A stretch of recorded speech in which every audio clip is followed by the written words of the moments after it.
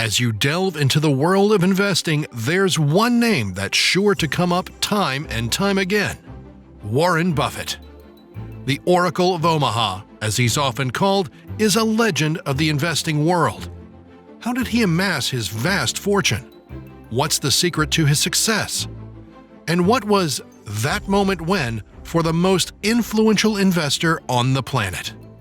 In this video, we'll take a closer look at the life of the enigmatic Warren Buffett, exploring his early days as a paperboy in Omaha, Nebraska, to his rise as one of the most successful investors in the world. But as we delve deeper, we'll also uncover some of the lesser-known aspects of Buffett's life and career, secrets that may hold the key to his incredible success. So, sit back, relax, and prepare to enter the world of Warren Buffett, a world of mystery, intrigue, and unparalleled financial prowess. I always knew I was going to be rich. I don't think I ever doubted it for a minute. Buffett was born in 1930 as the second of 3 children and the only son of Layla and Congressman Howard Buffett in Omaha, Nebraska. After winning the first of 4 terms in Congress, Buffett's father relocated the family to Washington, D.C. in 1942. Buffett showed an early interest in business and investing. At the age of 7, he went to the Omaha Public Library and checked out a book called 1,000 Ways to Make $1,000. This book was the earliest source of inspiration for him. Numerous entrepreneurial endeavors marked Buffett's childhood. Buffett sold chewing gum, Coca-Cola, and weekly magazines door-to-door in one of his earliest business endeavors. He also worked in his grandparents' grocery store. He earned money while in high school by delivering newspapers, selling golf balls and stamps, and detailing automobiles. Showing his business acumen at an early age, Buffett deducted $35 on his first income tax return in 1944 for using his bicycle and watched for his newspaper delivery route. In 1945, as a sophomore in high school, Buffett and a friend spent $25 to buy a used pinball machine to put in a local barber shop. Within a few months, they owned multiple machines in 3 Omaha barbershops. Later, they sold the company to a war veteran for an impressive $1,200. Buffett's interest in the stock market and investing dates back to his childhood, when he spent time in the customer's lobby of a regional stock brokerage near his father's office. His father took an interest in the young Warren's fascination with making money, and when he was 10 years old, he took him on a trip to the New York Stock Exchange. At age 11, he purchased 3 Citi Service preferred shares for himself and 3 for his sister Doris. At the age of 15, Warren earned over $175 per month delivering Washington Post newspapers. In high school, he invested in his father's business and, at the age of 14, bought a 40-acre farm run by a tenant farmer with $1,200 he had saved. In 1947, Buffett enrolled at the University of Pennsylvania's Wharton School. Although he would have preferred to focus on his business endeavors, he enrolled due to parental pressure. Buffett studied there for 2 years and was an Alpha Sigma Phi fraternity member. He transferred to the University of Nebraska, where he earned a Bachelor of Science in Business Administration at 19. After being declined by Harvard Business School, Buffett attended Columbia Business School of Columbia University after discovering that Benjamin Graham taught there. In 1951, he received a Master of Science in Economics from Columbia. Buffett attended the New York Institute of Finance following his graduation. Benjamin Graham was an American economist, professor, and investor of British descent. His investment philosophy emphasized investor psychology, minimal debt, buy and hold investing, fundamental analysis, concentrated diversification, buying within the safety margin, activist investing, and contrarian perspectives. Graham is regarded as the father of value investing. His 2 books, Security Analysis and The Intelligent Investor, outline his investment philosophy, including what it means to be a value investor. Buffett is arguably his most prominent student. According to Buffett, Graham expressed the desire to do something foolish, creative, and generous daily. Buffett noticed that Graham excelled most at generosity. Looking at Warren Buffett now, one could never imagine that a fear affecting millions of people was a crippling disability in his life. As a child, Buffett was petrified of public speaking. "Just the thought of it would make me physically ill. I would literally throw up," Buffett would later say. However, he realized that he would never have the desired impact in business if he did not take the necessary measures to improve his communication skills.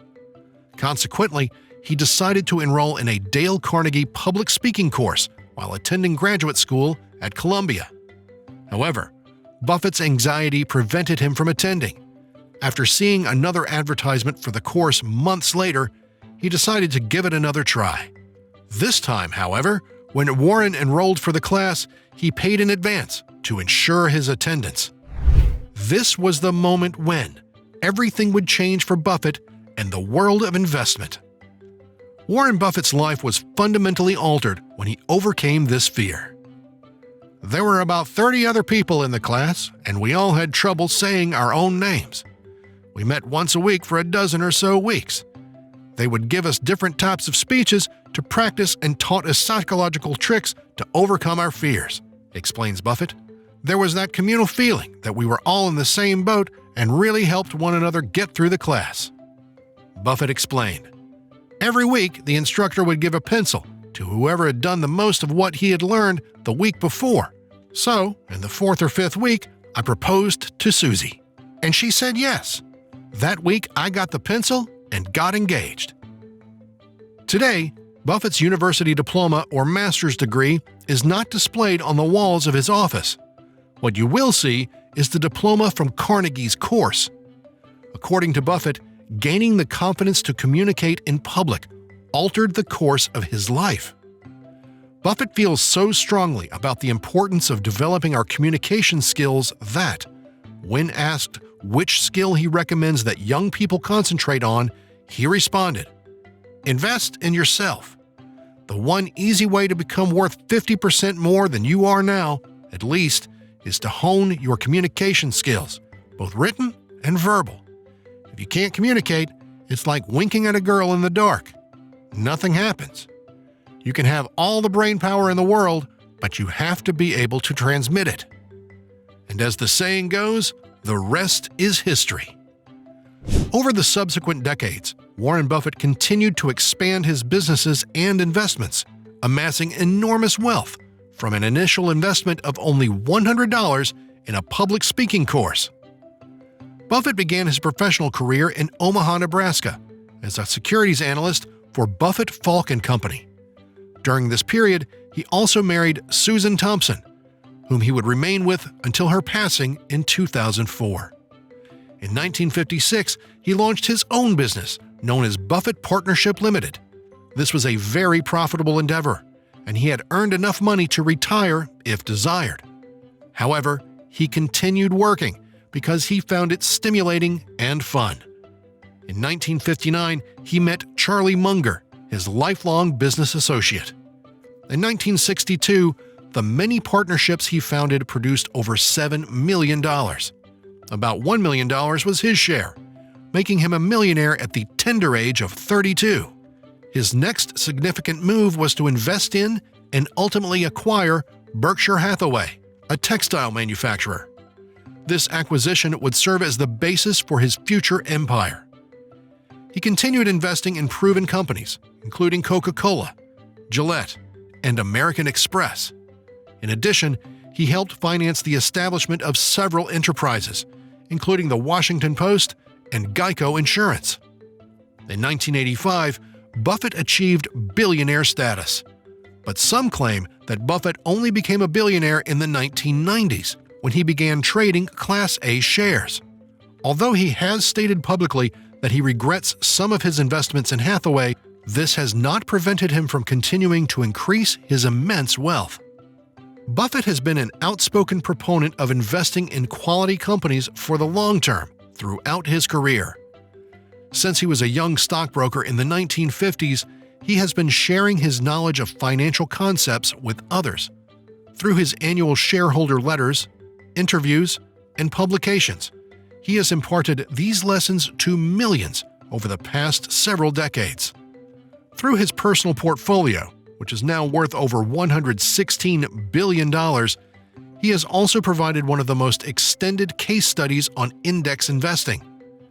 To prove that anyone can achieve financial success without knowing which equities will rise or fall in the short term, he invested in modest quantities of many companies and held on to them for decades.